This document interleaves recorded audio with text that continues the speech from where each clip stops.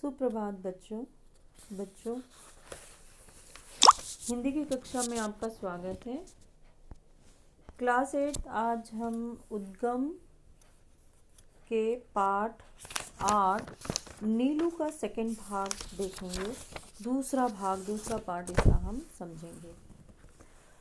तो नीलू के बारे में हमने पढ़ा था और नीलू का आगे का भाग अब हम इसमें पढ़ते हैं।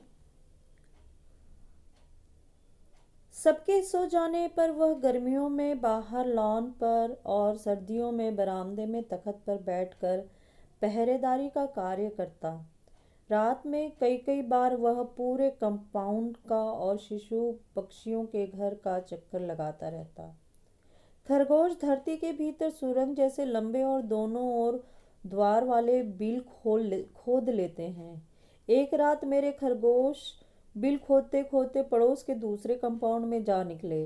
उनमें से कई जो इस अभियान में अगुआ थे जंगली बिल्ले द्वारा मार दिए गए। अतः एक के पीछे एक निकले हुए खरगोशों में सभी को बिल्ले का आहार बन जाना पड़ता। किंतु उनके सौभाग्य से नीलू ने संभवतः पत्तियों की सरसराहट से सजग होकर चारदीवारी के पार देखा होगा और उसने खरगोशों के संकट को पहचान लिया होगा। उसके कूद कर दूसरी ओर पहुंचते ही बिल्ला भाग गया, परंतु खरगोश को बाहर निकलने से रोकने के लिए वह रात भर ओस से भीगता हुआ सुरंग के द्वार पर खड़ा रहा। यह परोपकार नीलू के लिए बहुत महंगा पड़ा, क्योंकि उसे सर्दी लगने से निमोनिया हो गया और कई दिन तक इंजेक्शन, दवा आदि का कष्ट झेलना पड़ा। वैसे वह शांत भाव से कड़वी दवा भी पी लेता था और सुई भी लगवा लेता था। एक बार मोटर दुर्घटना में घायल हो मुझे मार्ग से ही अस्पताल जाना पड़ा। तब संध्या तक मेरी प्रतीक्षा करके और कपड़े, चादर, कंबल आदि सामान अस्पताल ले जाने वालों की हड़बड़ी देखकर उसे न जाने कैसे सब पता चल गया। सब उसकी उदासी देखकर हैरान थे। जब 3 दिन तक उसने न कुछ खाया न पिया, तब डॉक्टर से अनुमति लेकर उसे अस्पताल लाया गया। मुझे अच्छी तरह चारों ओर घूमकर देखने के बाद वह मेरे सामने ही जमीन पर बैठ गया। तब से हर दूसरे दिन अस्पताल न ले जाने पर वह अनशन आरंभ कर देता। इसलिए अस्पताल में भी वह नियमित रूप से मिलने वालों में गिना जाने लगा तथा डॉक्टर, नर्स सभी से परिचित हो गया। नीलू को 14 वर्षों का जीवन मिला था और जन्म से मृत्यु के क्षण तक वह मेरे पास ही रहा। मेरे पास अनेक जीव जंतु हैं, परंतु जिनके बुरा मान जाने की मुझे चिंता हो, ऐसा अब कोई नहीं रहा।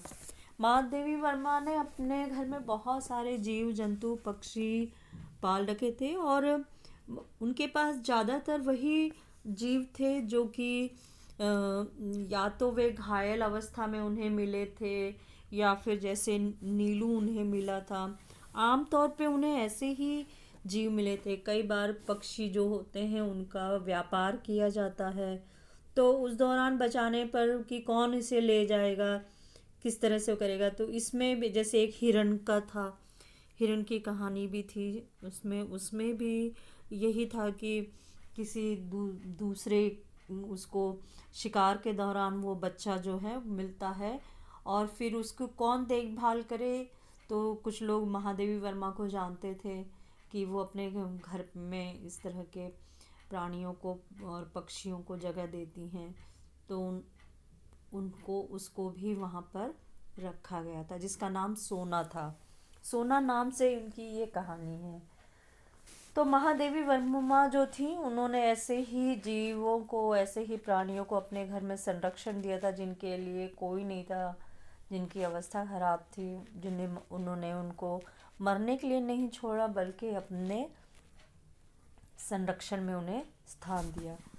तो यहाँ महादेवी वर्मा का जीवन परिचय है कि महादेवी वर्मा का जन्म 26 मार्च 1907 को फर्रुखाबाद में हुआ था। प्रयाग विश्वविद्यालय से एमए की उपाधि प्राप्त कर वे प्रयाग महिला विद्यापीठ की आचार्य यानी प्रधानाचार्य रही थी।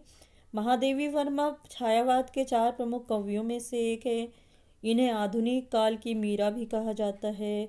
करुणा उनकी रचनाओं की प्रमुख भावना है। इनके रेखा चित्र व संस्मरण बहुत सजीव होते हैं। पद्म भूषण पुरस्कार से सम्मानित महादेवी जी का सन 1987 में निधन हो गया और हमने एक महान लेखिका को खो दिया। तो बच्चों, इस पाठ को आप पढ़िएगा, ठीक है। और इसके जो भी जितने भी प्रश्न उत्तर हैं वो सभी कुछ आप अपनी कॉपी में कर लिखेंगे। ऐसा ना हो कि आप इन्हें न करें। तो ध्यान रखिए, पाठ को कई बार पढ़िएगा ताकि आप इसके कार्य को कर सकें। यहाँ पर है, नीलू की माँ का नाम क्या था? तो आपको पता है नीलू की माँ का नाम लूसी था। वह किस जाति की थी? वह एक अल्सेशियन प्रजाति की कुतिया थी। लूसी की मृत्यु कैसे हुई थी? तो एक बार वह एक लकड़बग्घे का शिकार हो गई थी। नीलू के बैठने का स्थान कौन सा था? पता है कि लेखिका के घर के बाहर का बरामदा नीलू के बैठने का स्थान था। आगे है कि लेखनी से उसमें गद्यांश दिया है। अस्पताल में भी वह नियमित रूप से मिलने वालों में गिना जाने लगा था। डॉक्टर नर्स सभी से परिचित हो गया। अस्पताल में कौन भर्ती था तथा क्यों? अस्पताल में लेखिका महादेवी वर्मा भर्ती थी क्योंकि मोटर दुर्घटना में वे घायल हो गई थीं।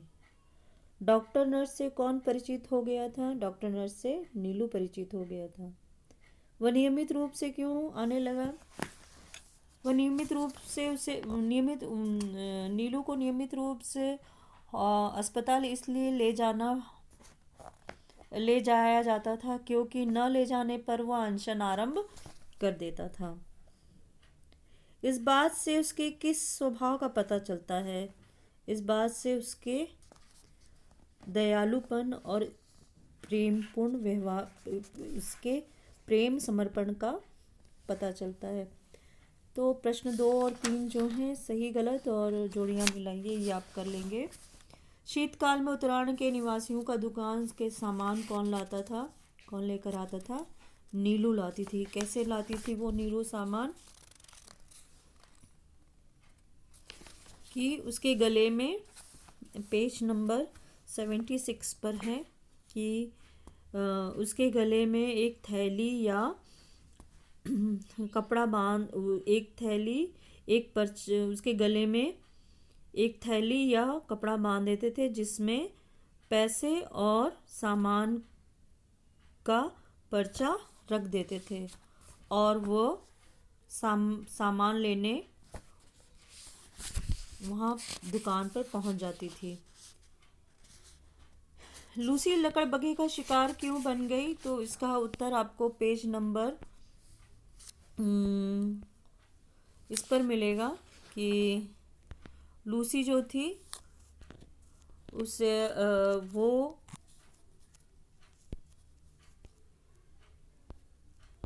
शीतकाल में कुत्तों के सूंघने की घ्राण शक्ति जो है वो कम हो जाती है, जिसके कारण वह लकड़बग्घे की गंध को जान नहीं सकी और लकड़बग्घे का शिकार हो गई। नीलू को परोपकार महंगा क्यों पड़ा? खरगोश रात भर शीत में खरगोशों की सुरक्षा में खड़ा रहने के कारण ओस में भीग जाने से खरगोशों की सुरक्षा में खड़े होने के कारण रात भर ओस में भीगने के कारण उसे सर्दी लग गई और निमोनिया हो गया, जिसके कारण उसे कई दिनों तक इंजेक्शन और कड़वी दवा का कष्ट झेलना पड़ा था। ओके, आगे प्रश्न है कि ये हो गया नीलू के किस स्वभाव पर लोगों को आश्चर्य होता था और क्यों? ये पेज नंबर आपको मिलेगा 78 पर, ठीक है। पेज नंबर 78 पर है कि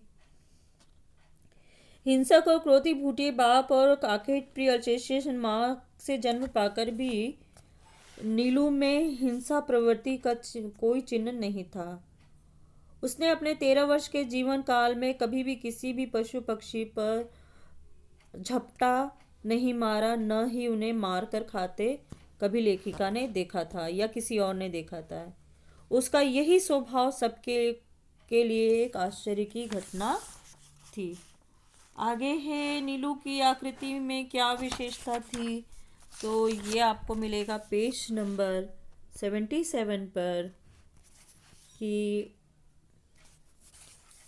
77 पर है कि जो नीलू की आकृति की ये विशेषता थी कि उसके बल और स्वभाव में वह